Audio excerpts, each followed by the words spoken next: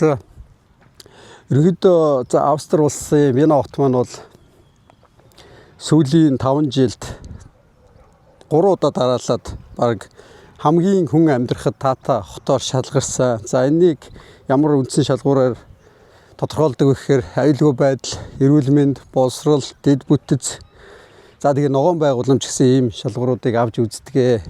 За тэгэхээр манад Монголд бол тулгымцсан асуудлууд, шийдвэрлэх зүйлүүд бол хэмжээлшгүй их байгаа. Гэтэ бид нэр юмыг бол шүүмжлээд байхасаа илүүтэйгээр мэдээж шүүмжилж болно.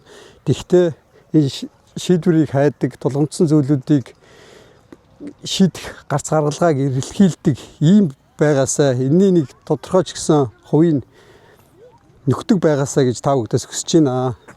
Тэгэхээр Австри улсын Вена хотын за хамгийн цахад шинээр хотоо өргөжүүлж барьж байгаа. За тэр дундаа маш сонирхолтой барилгын хажууд ирсэн байна. Энэ миний ард харагдж байгаа барилга бол Хо Вена гэдэг 24 давхар. За ойролцоогоор нэг 85-6 метр өндөр ийм барилгын хажууд ирсэн байгаа. За энэ барилга маань ямар онцлогтой вэ гэхээр үндсэндээ энэ барилгын 75% нь мотор, инженерийн мотор баригдсан.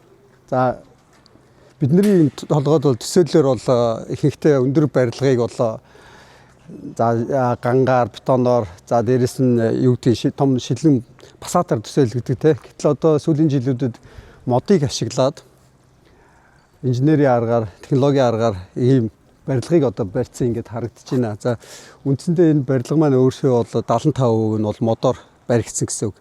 За тэгэхээр энэ мод маань үндсэндээ бол нөгөө карбоныг дотроо агуулж ийн гэсэн үг байхгүй. Тэгэхээр ой маань өөрөө карбоныг үндсэндээ бол шингээж идэг те.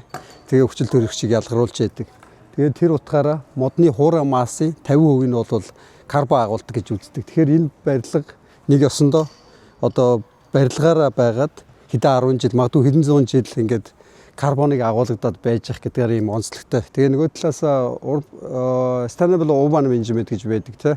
Тэгэхээр энэ бас нэг хотын шинэ хандлага. За сүүлийн үеүүдэд бол Норвеги, за Швед, Австри, за Австрали гэдэг ч юм уу, Японч гэдэг ч юм уу те энэ өндөр ийм timber tower-уудыг бариад ингээд эхлээ явж байгаа. Нөгөө талаас бол архитектур гэдэг зүйл маань болохоор нэг ёсондоо гадна үзмжээрээ биш, ямар материалаар, за тэгээ цаашаа нөгөө climate impact гэж ярьдаг те уур амьсгалын нөлөөлөлт ямар байх уу гэдэг юм тогтвортой менежмент тал руу ороо явж байгаа. За нөгөө талаас гибоид карбон гэж ярьдаг. Барилгын материалыг бэлтгэхэд те ямар материал бэлтгээд тэрийг тээвэрлээд за барилга барь дууссан, нийт ялгарсан тэр нүүрс төрөгчийн хэмжээг нь бол гибоид карбон гэж ярьж байгаа.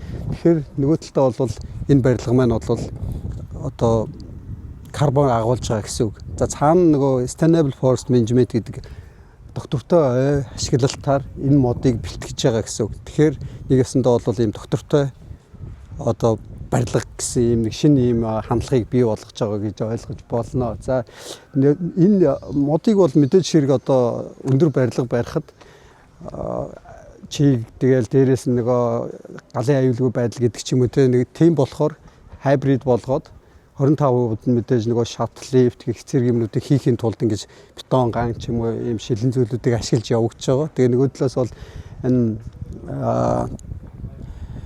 gross laminated timber гэж одоо модыг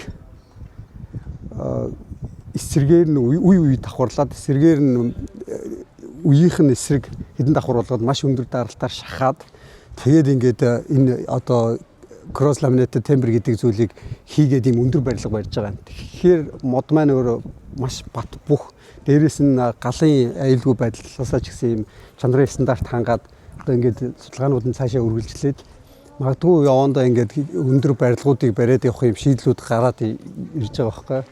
Тэгэхээр энэ яг бүх барилгыг бол модоор барина гэхэд бол мэдээж хэрэг боломжгүй л дээ. Тэгэхээр яг тодорхой хэмжээнд бас энэ карбоныг хадгалж байгаа уур амьсгалын нөлөөлөлтөө тий бас эрэг зүйлийг гаргаж байгаа гэдэг талаас мэдээж энэ барилгыг барихад бол энгийн барилгаас бол асар их хөрөнгөөр бол баригдсан гэж би бол хальт уншсан. Тэгэхээр нөгөө талдаа бол энэ чинь ганг, бетоныг, цементийг үйлдвэрлэхэд бол маш их карбон ялгаруулдаг. Тэгэхээр нөгөө талаас бол уур амьсгалд бас юм ээлтэй ийм барилга байгаа маа. Одоо дотор талд гэхтэл одоо тэр чигээр модон ирээкнүүд байгаа. Тэгээд ингээл дээш нь барьцсан. За зарим газар бол ингээд хараг 50 давхрын барилгууд модоор барьцсан. Гэхдээ хайбрид гэж ярьж байгаа. Одоо timber architecture гэж ярьдаг те. Тэгэхээр ийм зүйлүүд маань ингээд хөгжөөд явж байна. Одоо бүх барилгыг модоор барь гэж байгаа юм биш. Гэхдээ нэг уур амьсгалдаа бас эрг хандлагатай. Тэгээ эн чинь дандаа офисын зорилтоор байж байгаа. Тэгээ нэг модноос авах хүний одоо тав тухтай байдал гэдэг ч юм уу те. Мэдээж галын аюултай нөхцөл бол байгаа. Тэгэхээр эн чинь туршилтанд ороод явж байгаа учраас эхний ээлжинд мод маань одоо төмөрт одоо энэ барилга шатлаа гэхэд өнгөн хэсгийн шатаад нүүрсчээд үлдсэн хэсэг нь бас нөгөө бүтцээ хадгалах юм чадвартай гэдэг юм ингээд технологийн шийдлүүд маш твтэй хөгжиж байгаа болохоор ингээд бас нэг карбон агуулдаг юм барилгын юм шинэ хандлагууд гарсан байна. Тэгэхээр одоо магадгүй бас шинэ барилгуудыг карбоныг ингээд агуулгадаад явж гинэ гэсэн үг.